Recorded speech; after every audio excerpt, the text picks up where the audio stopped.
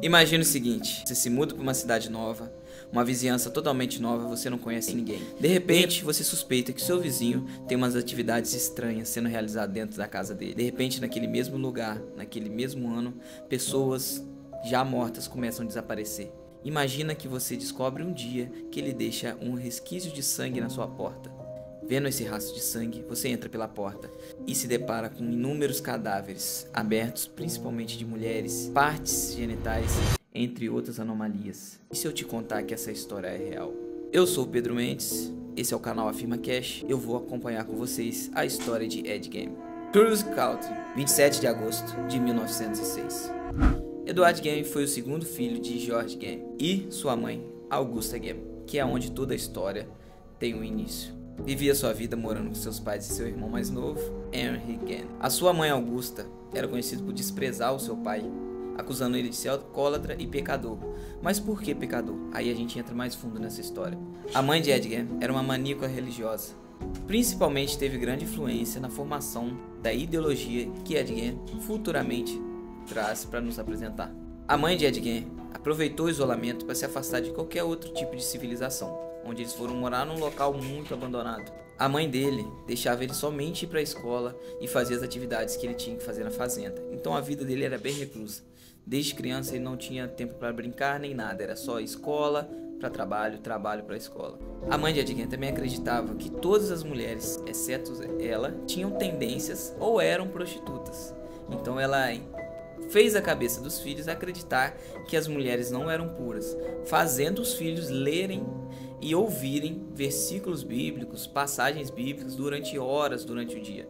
Seriam várias sessões de ouvidoria de Bíblia, de leitura que as crianças tinham que fazer naquela época durante todo o dia, no qual ela introduzia versículos do Velho Testamento, priorizando partes que falavam sobre morte e castigo, como se tudo fosse uma penitência divina. Já com toda essa desestrutura familiar, o pai de Ed Gein vem a falecer em 1º de abril de 1940, vítima do alcoolismo. Seu irmão Henry e Ed começaram a fazer bicos pela cidade, já que sem o pai, a casa deveria ser sustentada pelos homens. Em 16 de maio de 1944, Ed e seu irmão saem para supostamente apagar um incêndio numa região próxima, quando o fogo saiu de controle e os bombeiros locais foram acionados, na qual o irmão de Ed morre. E isso é muito interessante porque o irmão dele não foi encontrado com nenhuma marca, nenhum tipo relacionado a queimaduras e nenhuma exposição a chamas, apenas com marcas de tortura como hematomas, entre outros. Agora Gein e sua mãe estavam sozinhos, sem seu irmão e sem seu pai. A vida foi tomando um outro rumo. Em 29 de dezembro de 1945, aos 67 anos, a mãe de Ed Gein vem falecer também, deixando ele completamente sozinho agora, sem sua família, sem seu irmão que supostamente ele mesmo matou e sem sua mãe, que era o seu maior apego emocional, no qual ele perde sua amiga e seu verdadeiro amor. Cara, uma curiosidade, quando a mãe do Ed Gein morreu, todos os cômodos da casa no qual ela participava ou ela tinha importância dentro da casa, ele nunca mais mexeu. As coisas empoeiravam, tanto é que as fotos que o xerife divulgou na época, tudo estava devastado de sujeira, ratos, fungos, tudo que você imaginar de pior tinha na casa dele. E, por exemplo, se eu não me engano, tinham duas cozinhas, uma era da mãe e a outra era de uso residencial normal, na qual eles não usavam. A cozinha que a mãe dele usava nunca mais foi mexida. O quarto que a mãe dele usava nunca mais foi mexido. Até o guarda-roupa que ela usava, ele nunca mais abriu. Nada no qual a mãe dele usava ou estava foi vasculhado. Ele continua trabalhando de forma rural, com o subsídio do governo na época, onde ele foi desempenhando pequenos trabalhos pela redondeza na fazenda da qual ele morava. Quando Ed Gein começou a morar sozinho, ele começou a se interessar por diversas revistas, incluindo assuntos como canibalismo, entre outros, e assassinato. Ed Gein foi suspeito de vários crimes na época. Entretanto, ele foi condenado e supervisionado por apenas 2, que posteriormente se tornariam seus 2 crimes mais famosos. Berenice Rhoden, 16 de novembro de 1957. Caraca, não tem tanto tempo assim não. Em contexto, Ed Gein começou a sequestrar corpos já enterrados em cemitérios locais, da onde ele tinha a sua obsessão de recriar o afeto pela sua mãe já morta. Ed Gein queria recriar a proximidade mais fiel de sua mãe que ele poderia encontrar, já com cadáveres.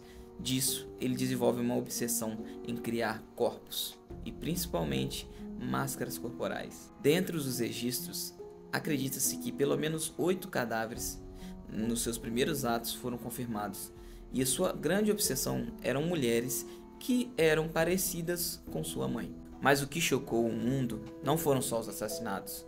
A casa de Ed Gein era um verdadeiro circo de horror. Ele desconcertava corpos, fazia móveis com pele humana, revestimentos estofados com pele humana, também tinha coleções de genitais femininas em sua casa. Também ficou muito famoso o cinto que ele possuía, no qual ele fez com mamilos humanos. Você deve ter visto na série, no momento em que o Ed Gein bota a máscara, tenta recriar sua mãe e se veste de mulher.